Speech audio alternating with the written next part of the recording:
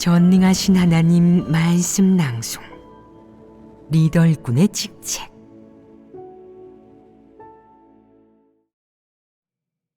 리더 일꾼의 직책 26.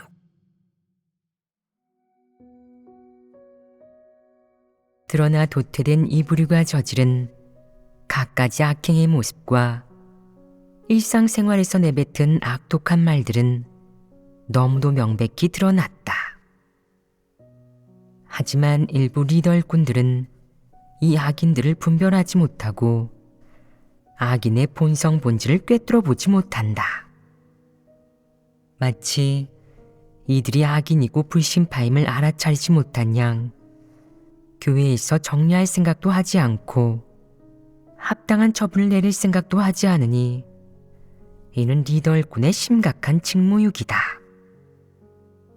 그들은 마귀의 본성을 지닌 이 사람들이 하나님 집의 규칙을 전혀 지키지 않고 제멋대로 행동하며 교회의 사역과 교회 생활의 질서를 함부로 교란하고 망치는 것을 가만히 보고 있으며 심지어는 이 자들이 이렇듯 간이 배 밖으로 튀어나와 난폭하게 행동하도록 내버려 두고 본분이행이라는 명목으로 하나님 집의 이익에 해를 주도록 방치한다.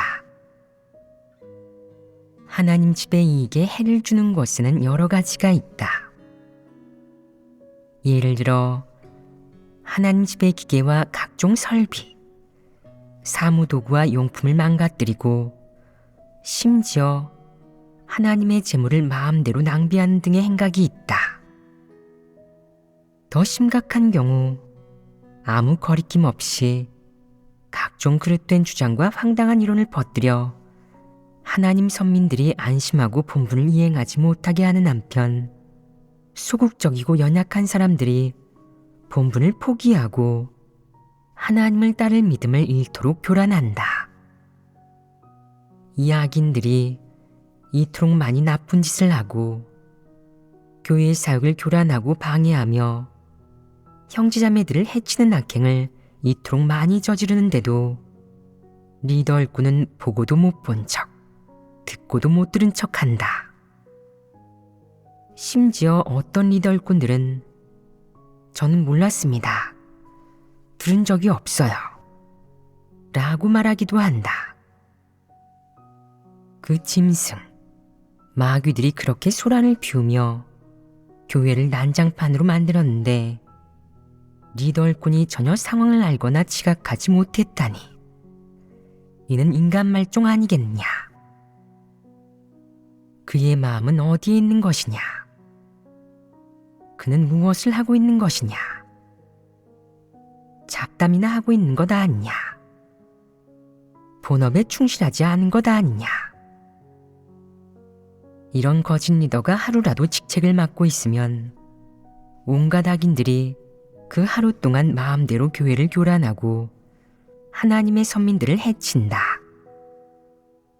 거짓 리더가 손을 놓고 있으니 그 짐승 같은 무리가 이렇듯 온종일 한가롭게 지내면서 본분을 전혀 이행하지 않고 규칙도 전혀 지키지 않으며 하나님 집에서 공짜로 먹고 마시면서 하나님 집의 각종 물질적 대우와 혜택을 공짜로 누리는 것이다. 또 일부러 교회의 사역을 교란하고 하나님 집의 기계와 기자재를 망가뜨리면서도 그렇게 하나님 집에서 노후를 보내고 제멋대로 하려고 드는데 아무도 그를 건드리거나 자극하지 못한다. 이렇게 심각한 문제를 리더 일꾼들은 못 본 척하면서 누가 보고해도 해결하지 않으니 이는 실질적인 사역을 하지 않는 폐물 아니겠느냐. 심각한 직무유기 아니겠느냐. 다른 일로 바빠서 문제를 해결하지 못했습니다. 너무 바빴거든요. 라고 말하는 사람이 있는데 이게 말이 되느냐. 이렇게 심각한 문제조차 해결하지 않는다면 대체 뭐가 그렇게 바쁘다는 것이냐. 내가 바쁘다는 그 일이 가치가 있느냐. 사역의 경중과 완급을 구분할 줄 모르는 것이냐? 사역이 아무리 바빠도 문제 해결이 우선 아니겠느냐? 교회의 사역을 교란하고 방해하는 각 부류를 제때 파악하고 처분을 내리는 것이 리더일꾼의 본연의 사역인데, 너는 당면한 문제는 해결하지 않고 다른 일로 바쁘구나. 그것이 실질적인 사역을 하는 것이겠느냐? 문제를 발견했거나 누군가 문제를 보고했다면 먼저 손에 있던 일을 내려놓고 서둘러 현장에 가서 문제가 어디에 있는지 살펴봐야 한다. 만약 악인이 교회의 사역을 교란하고 방해하고 있다면 먼저 그 악인을 정리해야 한다. 그 후에 다른 문제들을 해결하면 쉽다. 문제를 발견하고도 해결하지 않고 바쁘다고만 한다면 그것은 쓸데없이 바쁜 것 아니겠냐? 대체 뭐가 그렇게 바쁜 것이냐? 실질적인 사역을 하느라 바쁜 것이냐? 분명히 설명할 수 있느냐? 내 이유와 변명이 말이 되느냐? 왜 문제 해결을 대수롭지 않게 여기는 것이냐? 왜 제때 문제를 해결하지 못하는 것이냐? 왜 변명거리를 찾아 책임을 회피하면서 너무 바빠서 어쩔 수 없었다고 하는 것이냐? 그것은 무책임한 것 아니냐? 교회 리더로서 문제 해결을 최우선으로 삼지는 않고 그저 잡다한 일로 바쁘게 지내며 핵심적인 문제가 존재한다는 것을 깨닫지 못하고 일의 경중과 완급을 가리지도 못하며 핵심을 잡지도 못하니 이는 자질이 매우 형편없는 모습이며 이런 자는 어리석은 자이다.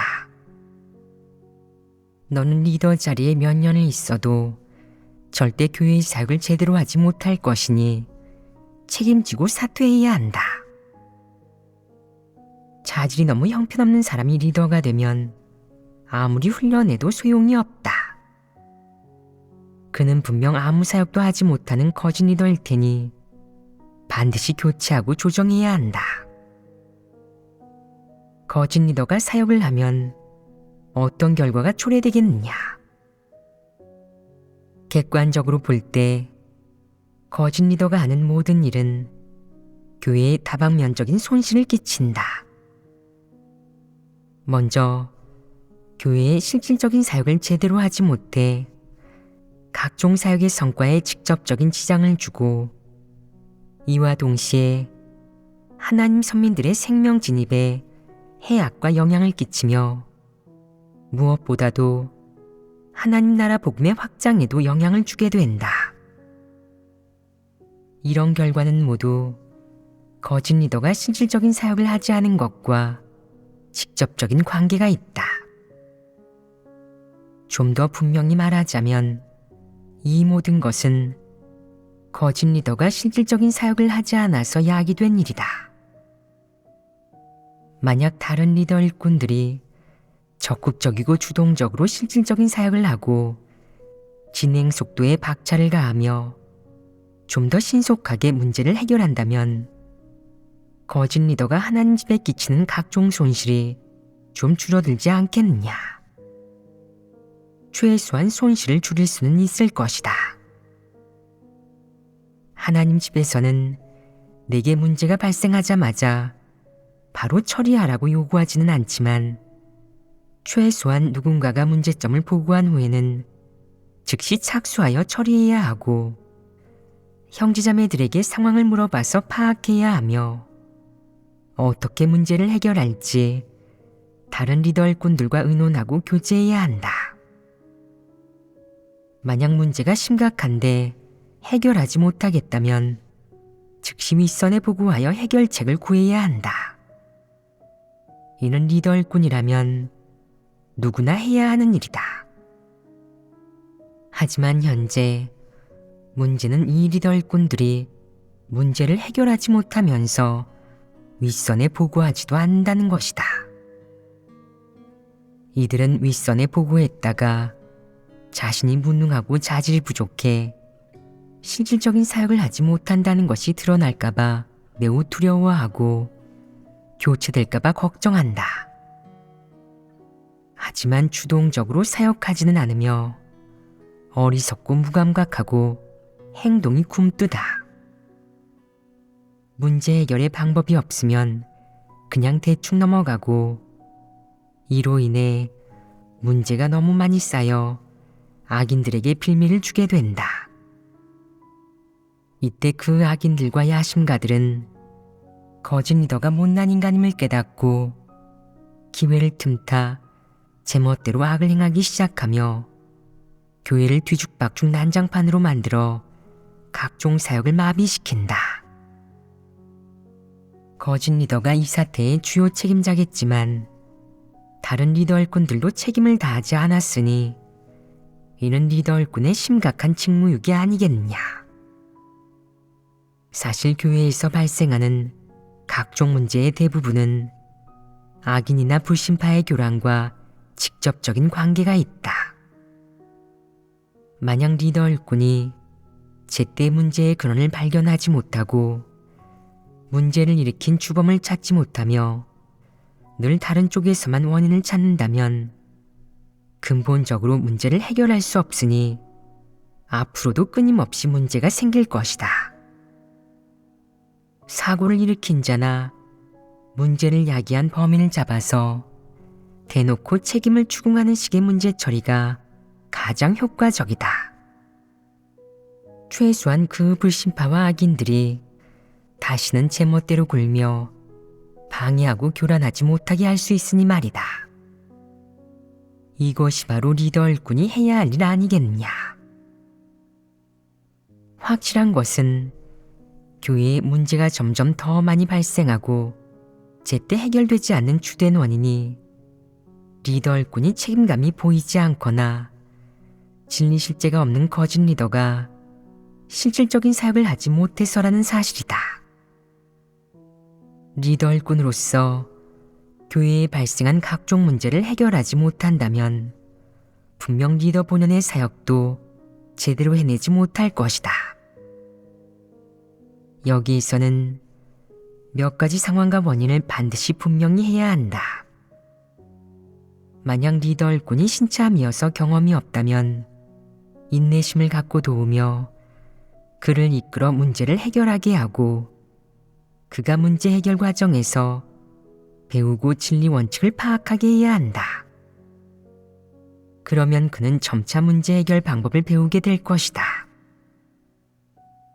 한편 리더 일꾼이 올바른 사람이 아니고 진리를 전혀 받아들이지 않는 데다가 이방인의 관점과 방법으로 문제를 해결하려 한다면 이는 진리 원칙에 부합하지 않는 것이며 이런 사람은 리더 일꾼이 되기에 적합하지 않다. 그러니 제때 교체하고 도태시켜 새로 적합한 리더 일꾼을 선출해야 한다. 그래야 문제를 철저히 해결할 수 있다. 교회 리더가 되는 것은 쉬운 일이 아니며 불가피하게 처리하지 못하는 문제들도 있다. 하지만 사람에게 이성이 있다면 자신이 해결하지 못하는 문제를 숨기거나 묻어둔 채 방치하지 말고 진리를 깨달은 사람 몇 명과 함께 의논하며 해결해야 한다. 그러면 문제를 70에서 80% 정도 해결할 수도 있다. 최소한 당장은 큰 문제가 생기지 않을 테니 이 또한 실행 가능한 방법이다. 만약 정말 해결하지 못하겠다면 상부의 해결책을 구하는 것이 현명한 선택이다. 체면 깎이는 것이 두렵고 상부에서 너의 무능함을 책망할 것이 두려워 숨기고 묻어둔 채 문제를 보고하지 않는다면 이는 완전히 수동적인 것이다. 그런 너는 바보처럼 무감각하고 우둔하며 아무 대책이 없어 이를 그르칠 것이다. 또 이런 상황에서는 악인과 적그리스도에게 쉽게 기회를 주어 그들이 혼란을 틈타 이를 꾸미게 할 수 있다. 왜 혼란을 틈타 일을 꾸민다고 하겠느냐? 그들은 바로 그런 기회를 기다리고 있기 때문이다. 리더 일꾼이 어떤 문제도 처리하지 못하고 하나님 선민들이 불안해하며 리더 일꾼을 더 이상 신뢰하지 못할 때 악인과 적그리스도는 바로 이런 틈을 노리려고 한다. 그들은 그 교회가 이끄는 사람도 관리하는 사람도 없는 상태라고 생각하며 이 기회를 틈타 자신들의 능력을 보여주어 하나님 선민들에게 우러름과 지지를 얻어내려고 한다. 그들이 리더 일꾼보다 자질이 좋아서 문제를 해결할 수 있고 돌파구를 마련할 수 있으며 혼란 속에서 사태를 수습할 수 있다고 믿게 하려는 것이다. 이것이 악인과 적그리스도가 가장 원하는 일 아니겠느냐. 리더 일꾼이 무능력할 때 악인과 적그리스도는 일어나 문제를 해결하고 돌파구까지 마련해 준다. 이렇게 비교하면 하나님의 선민들이 누구를 믿겠느냐? 당연히 악인과 적그리스도 세력을 믿을 것이다. 이는 무엇을 말해주느냐? 리더 일꾼이 못난 이로 아무 일도 해내지 못하고 중요한 시기에 잘못을 저지른다는 것을 의미한다. 이런 사람에게 리더 일꾼이 될 자격이 있겠느냐? 적그리스도는 진리 실제도 없고 실질적인 사역을 하지도 못하지만 다소 은사가 있고 외부적인 일에 상대적으로 머리가 잘 돌아간다. 이것이 바로 그들의 장점이며 사람을 미혹하는 부분이다. 하지만 그들이 리더 일꾼이 된다면 정말 진리로 하나님 선민들의 문제를 해결할 수 있겠느냐? 하나님의 선민들을 이끌어 하나님 말씀을 먹고 마시며 진리를 깨닫고 진리 실제에 진입하게 할 수 있겠느냐? 절대 그럴 수 없다. 그들은 얼마간 은사가 있어 말을 잘하긴 하지만 진리 실제가 전혀 없는데 교회의 리더 일꾼이 될 자격이 있겠느냐? 자격이 전혀 없다. 이는 하나님의 선민들이 꿰뚫어 봐야 할 일이니 절대 악인과 적그리스도에게 미혹되어 속아 넘어가서는 안 된다. 말해보아라. 불신파, 악인, 적그리스도는 진리를 전혀 추구하지 않고 진리 실제가 조금도 없는데 양심과 이성 있는 말을 할 수 있겠느냐? 예를 들어 지금 교회에는 책임자가 없지만 우리는 자각해야 합니다. 하나님 집의 규정을 어겨서는 안 되고 하나님 집에서 요구하는 원칙을 바꿔서도 안 됩니다. 우리는 해야 할 일을 하고 각자 이행해야 할 본분을 지키며 맡은 바 직책을 다해야지 질서를 어지럽혀서는 안 됩니다. 와 같은 말을 할 수 있겠느냐? 절대 그럴 수 없다. 그럼 이 불신파, 악인들은 어떤 일을 하겠느냐? 지켜보는 사람도 통제하는 사람도 없으니 본분도 이행하지 않고 먹고 마시고 즐기기만 하며 쓸데없는 잡담과 농담, 심지어 남녀가 서로 시시덕거리며 장난친다. 또 어떤 이들은 밤새도록 이방인의 영상을 보다가 낮에는 밤새워 본분을 이행했다는 핑계로 게으름을 피우며 늦잠을 잔다. 이 악인들, 마귀에 속한 자들은 이런 짓을 한다. 그들이 이런 나쁜 짓을 할 때 마음의 가책을 느끼겠느냐? 양심에 깨닫는 바가 있어 주동적으로 사람의 책임을 다하고 하나님 집과 교회, 형제자매에게 이로운 일을 하겠느냐? 절대 그러지 않을 것이다. 누가 지켜볼 때면 밥이나 얻어먹기 위해 마지못해 보여주기식으로 일하는데 이것이 그들이 할 수 있는 유일한 일로 이 외에는 취할 만한 점이 전혀 없다. 그러니 이들을 하나님 집에 남겨두는 것이 의미가 있겠느냐? 아무 의미가 없다. 이런 자들은 쓸모없는 존재이니 반드시 정리해야 한다. 어떤 사람이 진리를 사랑하는지 여부를 어떻게 가늠할 수 있겠느냐? 예를 들어 설명하면 이해가 될 것이다. 어떤 사람이 한 직종에 종사하면서 배우고 깊이 연구하고 이해할수록 더더욱 그 일이 하고 싶어지고 그 직종을 떠나고 싶지 않아진다면 이는 어떤 의미겠느냐? 그가 진정으로 그 직종을 좋아한다는 의미 아니겠느냐? 얼마나 고생하고 얼마나 큰 대가를 치르든 얼마나 많은 정력을 쏟아붓든 망설임 없이 계속 그 직종에 종사하며 후회하지 않는다면 이것이 바로 진정으로 마음속 깊이 좋아하는 것이다.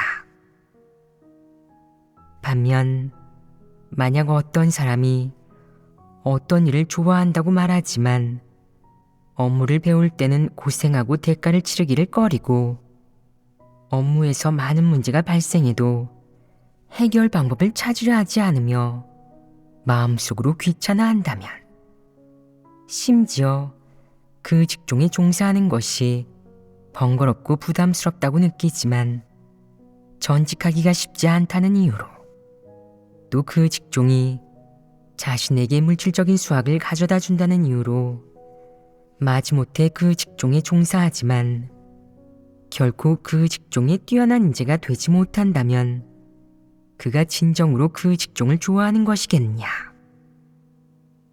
분명 그렇지 않다. 또 다른 종류의 사람들이 있다. 입으로는 그 직종을 좋아한다고 하고 그 직종에 종사하지만 업무를 제대로 배우기 위해 고생하고 대가를 치르는 법이 없고 심지어 배우는 과정에서 그 직종에 반감과 혐오감을 갖게 되어 점점 더 배우기 싫어하다가 어느 정도로 반감이 들면 전직해버리며 그 후에는 그 직종에 종사했던 과정이나 이야기 등을 다시 언급하는 것조차 싫어하는 사람들이다. 이런 부류가 그 직종을 정말 좋아하겠느냐? 그러면 좋아하지 않는 것이다. 그 직종을 마음대로 포기할 수 있고 혐오감을 느끼며 심지어 전직까지 할 수 있다는 것은 진정으로 그 직종을 좋아하지 않는다는 의미이다. 그가 그 직종을 포기할 수 있는 것은 많은 시간과 정력, 대가를 지불한 후에도 그 직종이 그가 바라던 대로 부자의 삶, 좋은 물질적 대우를 누리게 해주지 못했기 때문이다.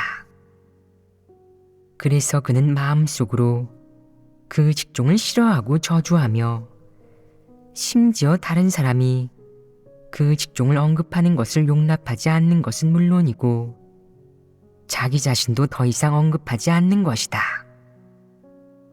더 나아가 그는 자신이 과거 그 직종에 종사하면서 그것을 자신의 이상이나 인생 최고의 추구 목표로 삼았던 것을 수치스럽게 여긴다. 그 직종을 이 정도로 싫어할 수 있다면 그가 처음에 보여준 모습이 진정으로 그 직종을 좋아하는 것이었겠느냐? 그렇지 않습니다. 오직 한 부류의 사람만이 그 직종을 진정으로 좋아한다. 즉, 그 직종이 자신에게 좋은 물질적 삶이나 풍족한 이익을 가져다 주는지와 무관하게 또 그 직종에 종사하면서 얼마나 많은 어려움을 겪고 얼마나 많은 고생을 하는지와 무관하게 망설이지 않고 그 직종에 계속 종사하며 끝까지 버티는 사람이다. 이것이 바로 진정으로 좋아하는 것이다. 어떤 사람이 진리를 사랑하는지 여부도 이와 같다. 만약 내가 진정으로 긍정적인 사물을 좋아하고 긍정적인 사물을 좋아하는 데서 점차 진리를 사랑하는 대로 나아간다면 어떤 일을 마주하든 한결같이 진리를 구하고 추구할 수 있을 것이며 내 인생 목표를 바꾸지 않을 것이다. 하지만 만약 하나님을 믿는 것과 구원받는 길을 쉽게 포기할 수 있다면 이는 진정으로 진리를 사랑하는 것이 아니다. 진리를 추구하지는 않지만 또 포기하지도 않는 사람들에게는 단 한 가지 이유가 있다. 바로 좋은 결말과 종착지, 미래를 얻을 희망이 조금이라도 있다면 한번 도전해 볼 만하다고, 끝까지 견뎌야 한다고 생각하는 것이다. 그는 이렇게 버틸 필요가 있다고. 마침 재난이 커져서 갈 곳도 없으니 여기에서 버티며 한번 오늘 시험해 보자고 생각한다. 그럼 이 부류의 마음속에 진리를 사랑하는 성분이 조금이라도 있겠느냐? 없다. 이런 사람들은 하나님을 믿기 시작할 때는 이 세상을 증오하고 사탄을 증오하고 부정적인 사물을 증오하며 긍정적인 사물을 좋아하고 광명을 동경한다고도 말한다. 하지만 하나님 집과 교회에 들어오면 어떤 모습을 보이겠냐? 자신이 힘쓴 자임을 깨달았을 때 자신의 행위와 본성을 하나님이 좋아하지 않는다는 사실을 깨달았을 때 그들은 어떤 태도를 보이겠냐? 어떤 모습을 드러내겠냐? 이렇게 말할 수 있다. 스스로 하나님 집에서 환영받지 못하고 도태될 대상이라고 의식하거나 느끼거나 생각할 때 어떤 이는 떠나기를 선택하고 어떤 이는 마지못해 교회에 남아있으면서 될 대로 되라는 식으로 행동하다가 결국에는 어쩔 수 없이 떠난다. 이 부류는 진리를 전혀 사랑하지 않으며 복받으려는 욕망이 물거품이 될 때 하나님을 배반하고 떠날 수 있다. 이런 몇 가지 모습을 통해 각 부류 사람들이 진리를 대하는 태도를 확인할 수 있다. 4. 세 부류의 서로 다른 결말. 방금 우리는 힘쓰는 자, 피고용인, 백성이라는 세 부류의 특징을 교제했다. 그들의 특징을 보면 이들이 최종적으로 어떤 결말을 맞이하게 될지는 객관적인 환경이나 조건이 아니라 그들 자신의 추구와 본성 본질에 의해 결정된다는 것을 알 수 있다. 물론 객관적으로 말하자면 하나님이 사람의 운명을 결정하지만 하나님 역시 그 사람이 진리를 사랑하는지 진리를 받아들일 수 있는지를 근거로 결정한다. 힘쓰는 자도 진리를 사랑하고 긍정적인 사물을 좋아한다고 하지만 마지막에 하나님의 사역이 끝날 때도 하나님에 대한 그들의 관념과 상상, 과분한 요구와 배반은 여전히 그대로이다. 하나님이 사역하는 동안 그들은 하나님을 따르며 본분을 이행하는 과정에서 자신의 폐괴의 성품을 전혀 해결하지 않기 때문이다. 그들이 폐괴의 성품을 해결하지 않는 근본적인 이유는 진리를 전혀 받아들이지 않기 때문이다. 하나님에게 순종하는 사람이 되고자 하는 바람은 있지만 그들이 실제로 드러내는 모습은 버리고 기꺼이 대가를 치르는 데 그칠 뿐 진리 원칙이나 하나님에게 순종하는 길을 전혀 구하지 않는다. 이로 인해 결국 많은 힘을 쏟지만 하나님을 전혀 인식하지 못하고 여전히 사람들과 사탄 앞에서 하나님을 배반하며 하나님에 대한 관념과 상상, 무리한 요구를 하는 결과가 야기된다. 하나님의 사역이 끝날 때도 그들은 여전히 인성이 좋고 진정으로 하나님을 믿는 데다가 기꺼이 버리고 고생할 수 있으니까 분명 구원받을 수 있을 거야 라고 자처하며 마음을 편히 먹고 있다. 그러나 사실 그들은 시종일관 힘쓴 자의 길을 걸어왔으며 진리를 전혀 추구하지 않기에 힘쓴 자라는 신분은 변함이 없다. 피고용인에 속하는 다른 부류에 대해서는 말하지 않겠다. 이 밖에 또 한 가지 부류가 있으니 바로 방금 말한 백성들이다. 이들은 하나님을 따르는 과정에서 힘쓰는 자처럼 하나님을 위해 헌신하고 시간과 정력을 들이고 청춘까지 바치며 숱한 고생을 하고 대가를 치른다. 이는 힘쓰는 자와 같은 점이다. 그렇다면 다른 점은 무엇이겠느냐? 바로 하나님의 사역이 끝날 때면 그들이 하나님에게 가지고 있던 많은 관념과 상상, 과분한 요구가 모두 해결되고 폐괴의 성품 중 하나님을 명백히 대적하는 내적 상태와 모습, 그리고 폐괴의 표출을 벗어버리며 해결되지 않은 부분도 체험 과정에서 점차 진리를 깨달아 해소된다는 것이다. 비록 그들이 폐괴의 성품을 완전히 벗어버리지는 않았지만 생명 성품에 어느 정도 변화가 생겼고 대부분의 경우 자신이 깨달은 진리 원칙에 따라 실행할 수 있게 되었으며 폐괴의 성품의 표출도 눈에 띄게 줄게 되었다. 모든 환경에서 폐괴의 성품이 드러나지 않는 것은 아니지만 기본적인 요구 하나는 충족했는데 바로 하나님이 요구한 정직한 사람이 된 것이다. 그들은 기본적으로 정직한 사람이다. 또한 이들은 어떤 환경에서 폐괴의 성품을 드러내거나 과오를 저지르거나 하나님에 대해 관념을 가지거나 거역할지라도 늘 회개하는 태도를 보인다. 이와 동시에 가장 중요한 점은 말세 심판 사역에서 하나님이 구체적으로 어떤 일을 하든 어떻게 하든 미래에 하나님이 어떻게 하든 앞으로 인류의 운명을 어떻게 안배하든 자신이 앞으로 하나님이 안배한 환경 속에서 어떻게 살아가든 상관없이 순종하는 마음과 태도를 가지고 있고 더 이상 개인적인 선택이나 계획, 타산을 하지 않는다는 것이다.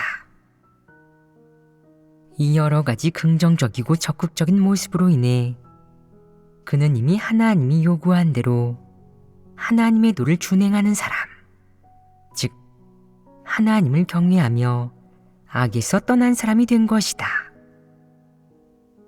비록 하나님을 경외하며 악에서 떠난 완전한 사람이라는 하나님 말씀의 진정한 기준과는 아직 거리가 한참 멀겠지만 하나님의 시련이 닥칠 때 그에게 구하고 순종하는 마음이 있으며 그것으로 충분하다. 원망하지 않고 오직 기다리며 순종하는 것이다. 너희의 현실적인 상황이 이런 결과에 도달하기까지는 아직 거리가 있고 어떤 이들에게는 아득히 멀어 이를 수 없을지도 모른다. 하지만 진리를 받아들이고 하나님 말씀을 자신의 생존 원칙과 생존 토대로 삼을 수 있다면 너 혹은 너희가 하나님이 사랑하는 진정한 백성이 되는 날은 그리 멀지 않을 것이며 언젠가는 그날을 볼 수 있을 것이다. 지금 이것이 예언이라고 해도 좋고 눈에 보이는 것이라고 해도 좋다. 어쨌든 이 마지막 결과는 허상이 아니라 곧 성취되고 이루어질 사실이다. 이 사실이 과연 누구에게서 이루어질지, 어떤 사람들에게서 이루어질지는 너희가 어떻게 진리를 추구하느냐에 달려 있다. 다시 말해서 내가 정말 진리를 어느 정도로 사랑하여 진리를 추구하고 실행할 수 있는지, 아니면 단지 진리를 사랑하는 마음만 조금 있을 뿐 진리를 완전히 받아들이고 실행하지는 못하는지, 마지막 결과가 너 자신에게 답을 줄 것이다. 그럼 이 주제는 여기까지 교제하겠다.